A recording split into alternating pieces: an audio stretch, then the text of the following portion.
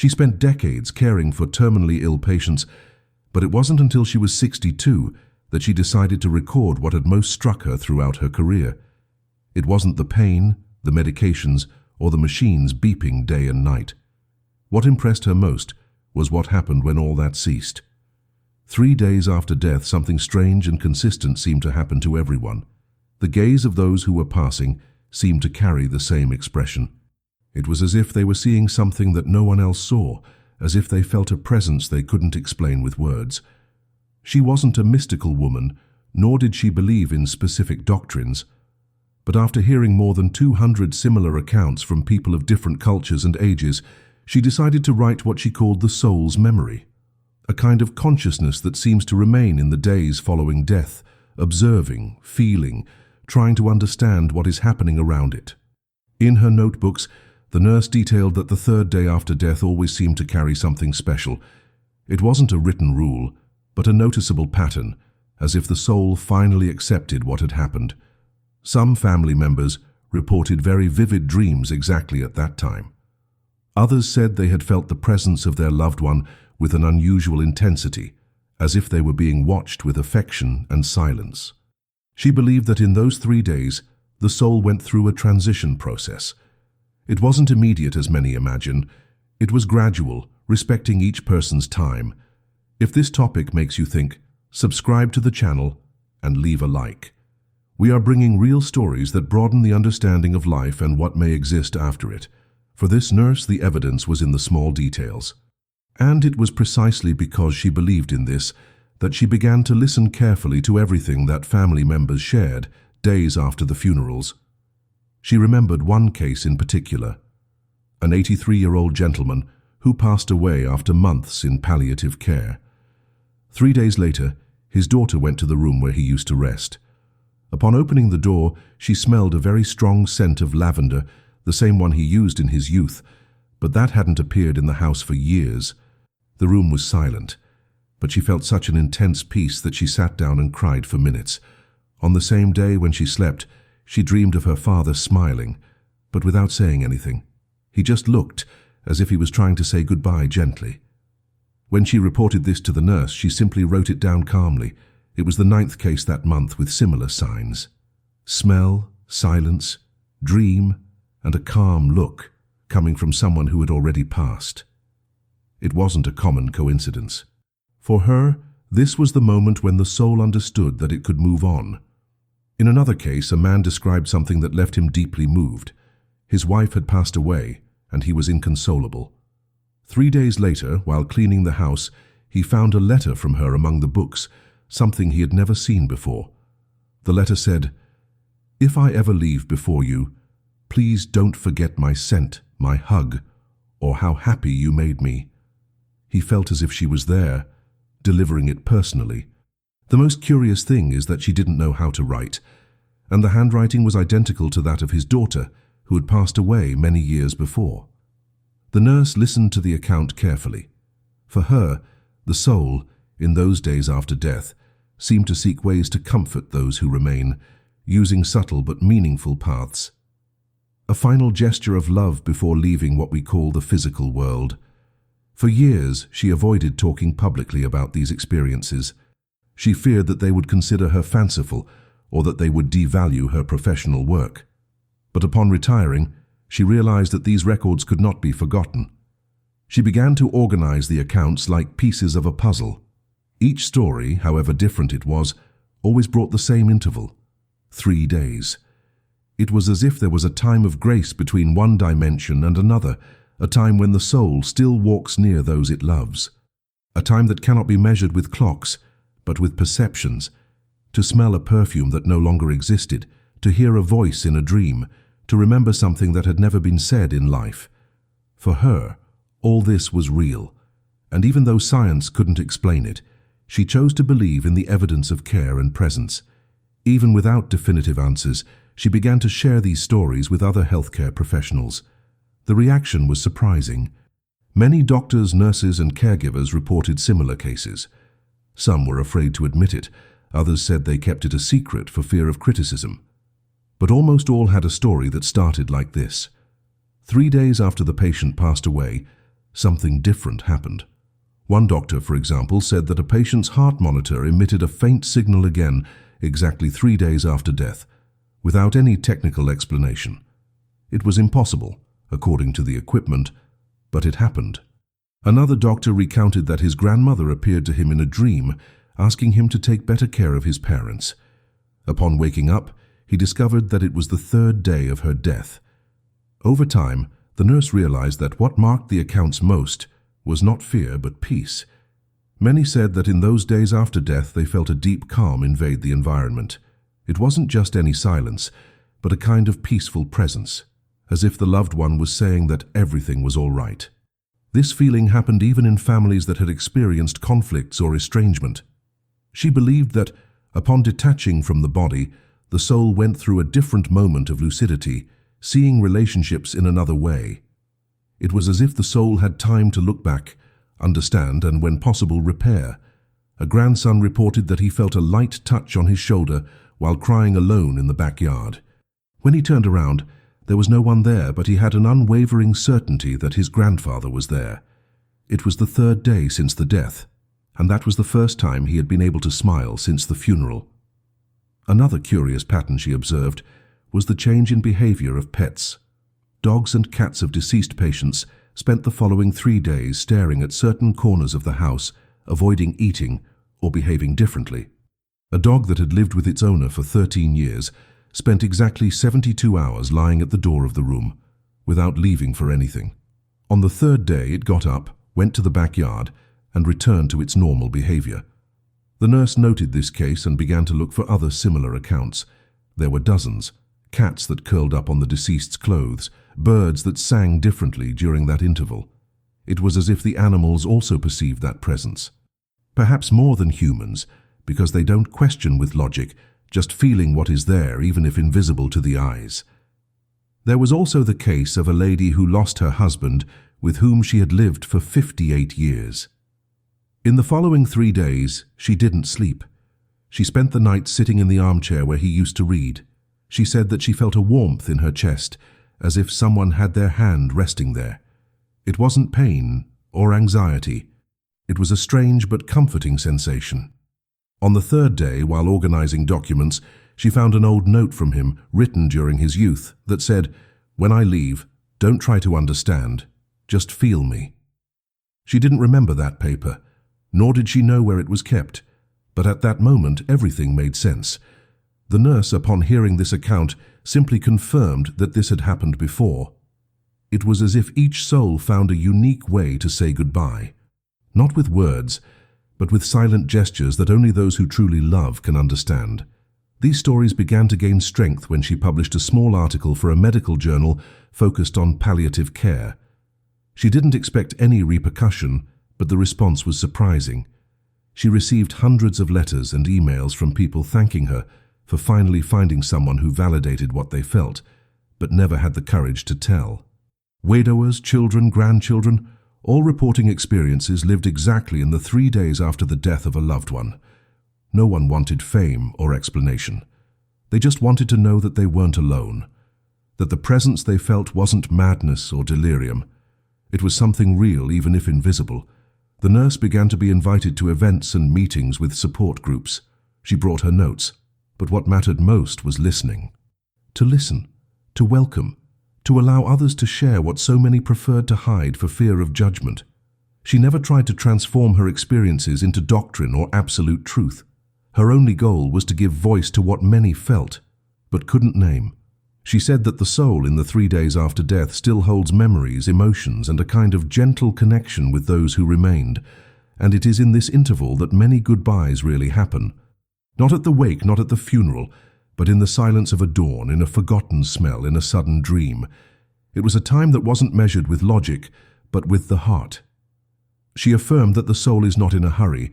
It observes, welcomes, and only leaves when it understands that its last gesture was received. Therefore, she insisted so much that people pay attention to the details, because it is in them that the soul often chooses to manifest itself. Not with miracles, but with simple, almost imperceptible but profoundly real signs.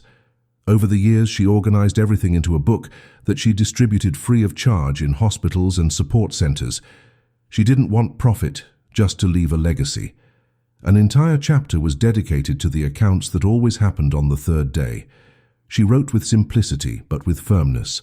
She said that it was not necessary to believe in anything. It was enough to observe carefully. Those who have already lost someone knew what she was trying to say, and those who hadn't yet lived this pain one day would understand. It was a truth that only time reveals. She ended with a phrase that she always repeated: "If you feel something in the 3 days following the departure of a loved one, don't ignore it. It may just be longing, but it could also be the soul saying goodbye to you. And that goodbye, even without words, is one of the purest forms of love that exists." The impact of this work was greater than she imagined. Bereavement groups began to use her accounts as support for grieving families. Many said that, upon reading those experiences, they were able to transform fear into acceptance. It wasn't easy comfort, nor a promise of immediate reunion. It was the understanding that physical absence did not completely erase presence. A widow recounted that in the 3 days after the loss of her husband, the kitchen clock, which had been stopped for years, started working for a few hours. Then it stopped again. For her, that was symbolic. It was as if he was saying that he was still there, even if just for a moment. The nurse listened to these accounts without trying to fit them into rules. Her role was just to welcome and organize the patterns, and the pattern was repeated, always the third day. As if something in that invisible time was completed between two worlds. One of the most striking accounts came from a man who had lost his mother suddenly. He was alone at home when, 3 days after her passing, the living room radio turned on by itself and began to play a song she used to sing when he was a child. He froze. There was no technical explanation. No one had touched the device. The music played entirely, and the radio turned off. He cried, but not from pain. He cried with relief. He said that at that moment, he felt as if his mother had hugged him. When he told this to the nurse, she just smiled and wrote, "Music." This was one of the most recurring forms of farewell between mothers and children, according to the accounts she had been gathering. Songs that came back without warning, sounds that appeared out of nowhere, lyrics that appeared in dreams. It was as if the soul chose soundtracks for its last gestures of love. Despite so many accounts, the nurse always emphasized that each experience was unique. The third day was a recurring milestone, but the way it manifested varied greatly. For some, it was silence. For others, smell, touch, sound, or memory. But what they all had in common was the certainty that something had been completed. The pain remained, of course, but it was accompanied by a sense of peace. It wasn't the end of suffering, but the beginning of a new kind of presence. A presence without a body, without a voice, but that was still felt. This perception changed the way people faced death. It ceased to be a sudden cut and became a passage with invisible rituals, a crossing in which the soul took its last steps among the living before moving on. And in that time, love gained a new way to communicate. The nurse also noted the most common feelings that arose in those 3 days. In addition to longing and shock, something more difficult to explain arose. It was a mixture of serenity and amazement, as if the heart knew something that the mind didn't yet understand. Many said that they felt like laughing and crying at the same time, for no clear reason. Others reported a strong impulse to do something that the deceased always wanted, such as visiting a place or completing a task left aside. For her, this was also communication. The soul, even without words, influenced subtly, awakening in the living a sudden intuition. It was a form of continuity. The bond was not broken. It just changed shape. And whoever was attentive could perceive that even without a body, the one who passed away still found ways to touch those who remained. Curiously, the accounts decreased drastically after the 4th day. They didn't disappear completely, but they lost intensity. It was as if that portal between dimensions was slowly closing. A gentleman said that he dreamed of his wife every night for the first 3 days.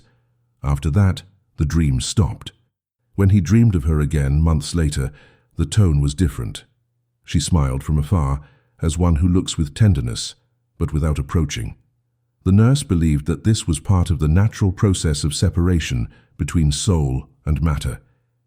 In the early days, the soul still seeks, observes, perhaps even comforts. But then, when it feels that its presence has fulfilled its role, it follows its path. And the silence that comes after is not absence. It's continuity, a sign that the farewell cycle has been respected and completed.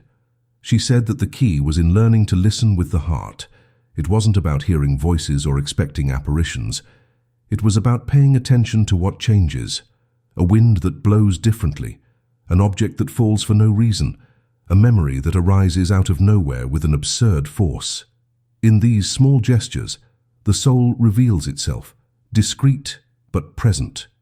And that is why, according to her, the third day after death is so special, because there the soul is still between worlds, observing those it loves, making its last gestures, trying to say, "I'm all right, go in peace." This time should not be ignored.